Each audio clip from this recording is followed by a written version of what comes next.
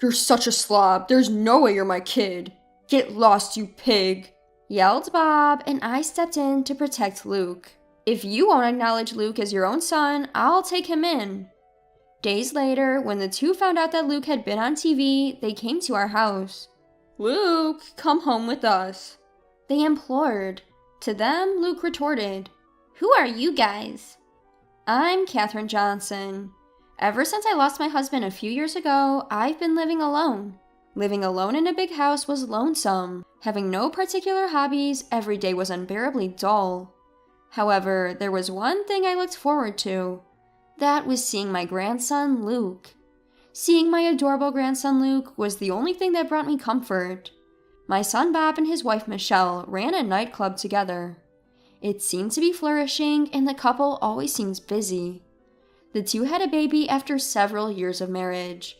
Apparently, they wanted to have a girl and make her the star attraction of their club. Even before the baby's gender was known, they bought tons of baby girl products, holding high hopes for a girl. However, the baby turned out to be a boy. The disappointment of the two upon knowing that it was a boy was profound. Once the baby is born, you'd think they find it endearing regardless. That's what I optimistically thought, but it didn't go that way. Bob and Michelle showed no interest in the baby they had brought into the world, nor did they seem to care much for him. Even his name wasn't given much thought by the two. Fed up, I presented a few options, and from those, the couple chose the name Luke. The couple continued to show little interest in Luke. The two were determined to have a girl next time, but they never had another child. Michelle gradually began to harbor resentment towards Luke.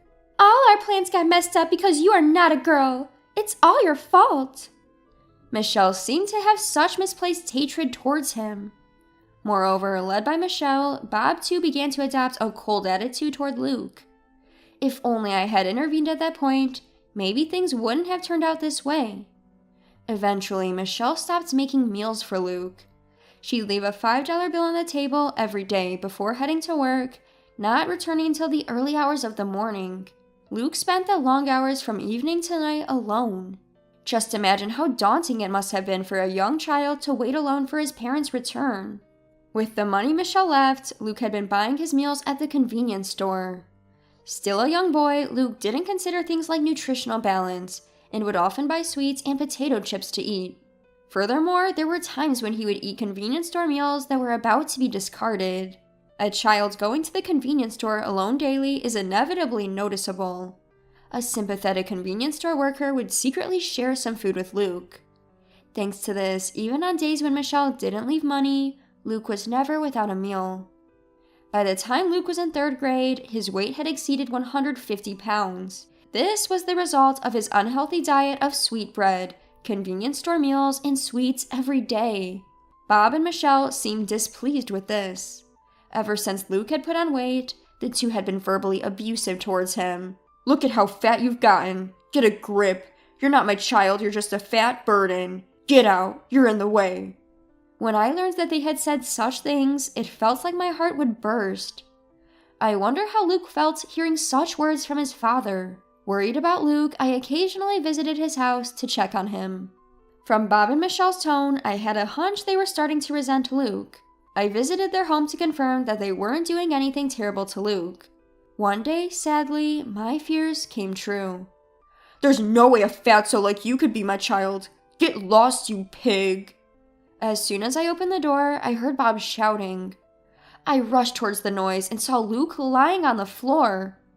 Judging from his hand on his cheek, Bob must have hit him. "Bob, what are you doing?" I rushed over to Luke, pulling him towards me to shield him from Bob. Looking at Luke, he gazed back at me with a vacant expression.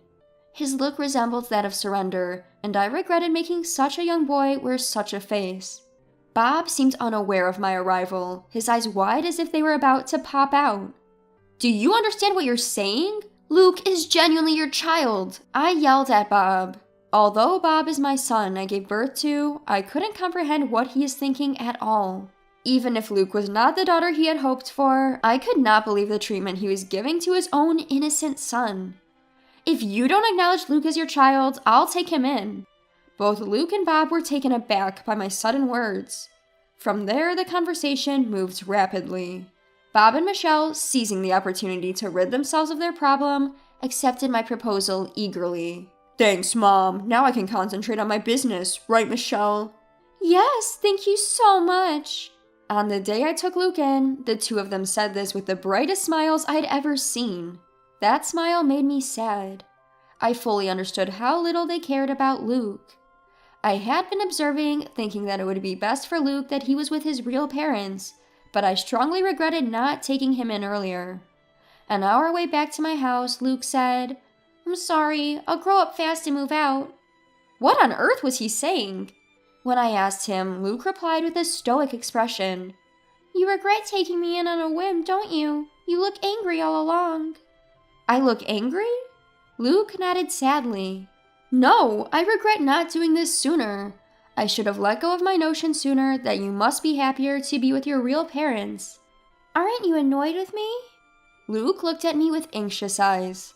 I tightly hugged Luke. No way! I know for sure that I love you more than those two. Luke seemed uncertain of how to react.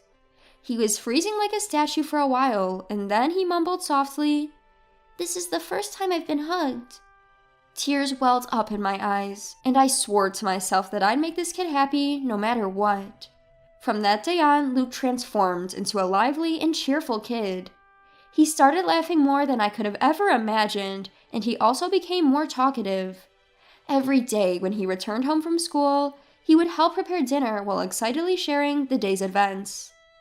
You seem very cheerful today, Luke. Did something good happen? Do you know? Something funny happened today. While we were singing in music class, a sparrow flew into the room. The teacher was in such a frenzy. I was wondering why, and then she almost started crying, saying, I can't handle birds. Remembering the event, Luke chuckled. He looked so cute and lovable that my heart melted. Since he started eating healthy meals at my place, Luke's physique became more standard. Although he maintained his childlike charm, his contour sharpened, making him look quite handsome. He shyly told me that the girls at school started talking to him more. Luke seemed happy every day, and I was relieved to see him that way. The day of the first parent-teacher conference since I took Luke in came. Luke's homeroom teacher made a suggestion. Why don't you have him take an IQ test at the hospital? This suggestion made me anxious. I felt like they were saying there was something wrong with Luke's intelligence. Is Luke falling behind the others? As I asked this, the teacher hurriedly waved his hands. No, it's the opposite. From my experience, I believe Luke may be gifted. I was a bit puzzled by the unfamiliar term gifted. According to the teacher, gifted refers to children who possess innately higher abilities compared to their peers. The teacher handed me a piece of paper. This is a graph showing the change in Luke's grades. At a certain point, Luke's grades have shot up significantly. Sure enough, the graph showed a sudden upward trend. Looking at the dates written on the x-axis, I realized that the change happened right after I took Luke in. I was surprised at how sudden it was, so I asked Luke, have you started going to cram a school or something? This increase is unusual though, but that wasn't it. Apparently, Luke had been adjusting his results to avoid doing too well. I didn't quite understand what the teacher meant, so I turned to look at Luke, who was sitting next to me. Noticing my gaze, Luke began to speak. At my old home, if they found out I was doing well in school, they didn't like it. They'd say I was being cheeky and I'd get hit more than usual. Luke shrugged his shoulders. So, during tests, I would intentionally leave answers blank or get them wrong. I actually knew all the answers, though. Luke smiled smugly. Now there's no need for that, so I just take the tests normally. It's so easy it's boring. Even just reading the textbooks lets me understand everything in class, which isn't fun. I want to study something more challenging. Luke sighed deeply. I was momentarily worried that the teacher might feel offended by his words, but my worries were eased when I heard the teacher laughing loudly. What do you think? If Luke is gifted, we might be able to provide support that suits him. Why not get tested at the hospital? If it's for Luke's benefit. With that in mind, I decided to take Luke to the hospital over the weekend. From what I can tell, based on his behavior at school and home, as well as the results of his IQ test, it seems that Luke may be gifted. The doctor spoke clearly. Luke's IQ was significantly higher than average, which surprised me. I had no idea Luke was this smart. No wonder he finds school so easy. To fulfill Luke's desire for more challenging studies, I decided to hire a private tutor for him. The tutor is a veteran who graduated from a prestigious American university, and he understands Luke's characteristics. Luke was pleased, saying it was more fun than school. He passed both the English and Chinese proficiency tests with the highest grade at the tutor's suggestion. When the tutor posted about his proud student on social media, it spread rapidly. Luke became the talk of the town, and we started getting interviews from newspapers and television stations. One day, while spending the usual time with Luke, the doorbell rang. "Oh, are the reporters here already?" There was still about 30 minutes left until the interview time. I opened the door expecting the reporters and was surprised. "Long time no see, Mom. I've come to get Luke." There they were, Bob and Michelle. "What brings you here?" When I asked, Michelle flashed a bright smile and replied, "Dear mother-in-law, thank you for caring for Luke until now. From now on, he will live with us." I couldn't believe what I was hearing. What on earth is this woman talking about? "You must be joking. Luke has an interview soon. I'm very busy. Please leave." Upon hearing the word interview, Bob and Michelle's eyes lit up. "So it really was Luke." "We saw it on TV. Our son is truly remarkable." Their faces turned towards each other, excitement bubbling between them. And then they blurted out an outrageous idea. "If Luke comes back, our shop will be secure." Beside Bob, Michelle was nodding fervently. "If we get customers who come to see Luke, our sales will go up."